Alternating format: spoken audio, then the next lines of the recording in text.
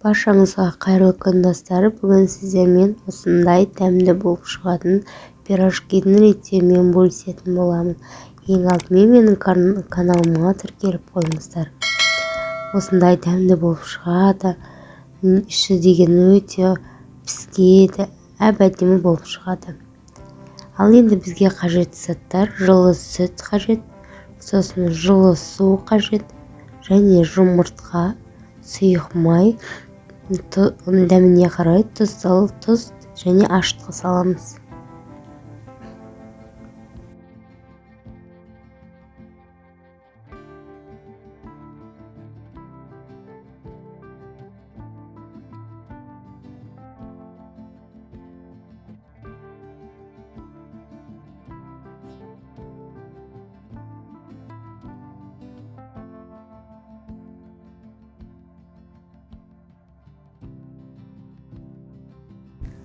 Ал енді барлығын араластырып, жұмсақ қамыр жасаймыз.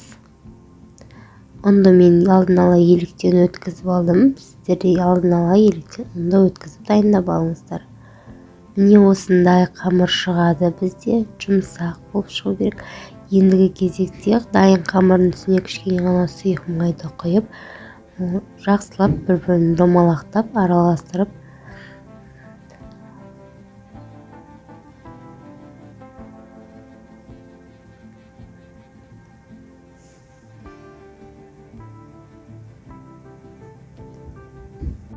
ал міне енді дайын қамырымызды бетін пешевой бульонмен жауып, ауа өткізбейтіндей жылы жерге 1 сағатқа қалдырамыз. Ал міне достар, қамырымыз дайын болды. Осылай әп-әдемі болып жақсылап көтерілуі қажет. Ендігі кезекте қамырларымызды алып, қолымызды майлап, және де қамырды қоятын жерді майлап, әдемілеп барлығын майға үйкелеп тұрып дөңгелек жасаймыз. Бірақ та естеріңізде болсын, майды қатты көп қосудың қажеті жоқ. Қамырларыңыз пирожкиді түйген кезде қамырларыңыз жабыспай қалуы мүмкін.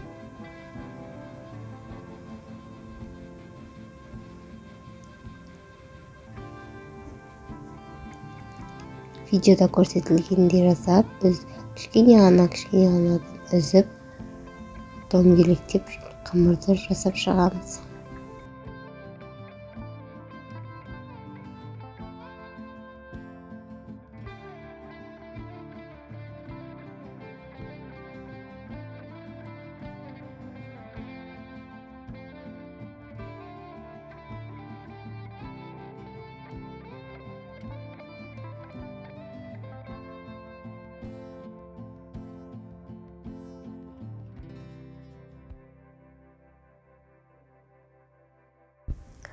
Енді достар, қамырларымыз дайын болды. Енді оның бетін жауып 5 минутқа қалдырамыз. Оған дейін мен пюремді жасап алдым. Пюрені жасалу жолын барлықтарыңыз білсеңіздер керек. Картошканы қайнатып, оны езіп аласыздар. Дәміне қарай тұз, бұрыш саласыздар. Ал енді пирожки түйуді бастаймыз. Қолымызбен немесе оқтаймен жақсылап қамырды жайып аласыздар.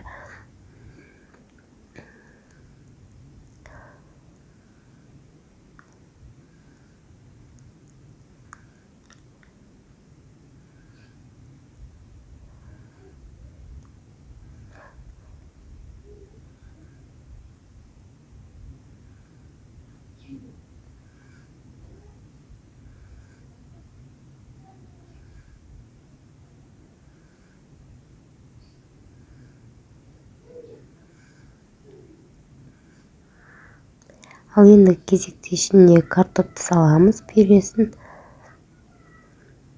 Сосын қамырды екі жағынан алып, жақсылап қатты қысып, жабыстырып шығамыз. Ашылып кетпеуі қажет. Видеода көрсетілгендей жасайсыздар.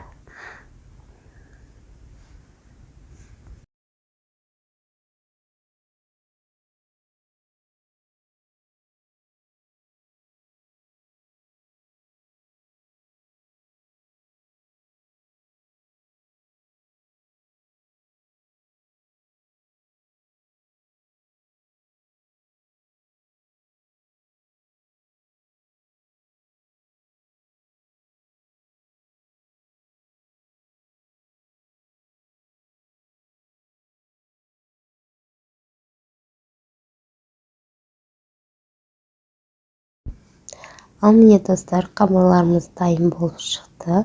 Түкте қиындығы жоқ. Енді оны қызып тұрған майда пирожкилерімізді пісіріп аламыз. Майдың астын қатты қоймаңыздар, және тіпті баяу да қоюдың қажеті жоқ. Орта отта пісіріп шығамыз. Егер де майдың астын жай қойсаңыздар, пирожкилеріңіз сырты қытырлақ, әдемі болып шығады. Пирожкимізді екі жағынан қызартып, екі жағынан аунатып, жақсылап пісіріп аламыз.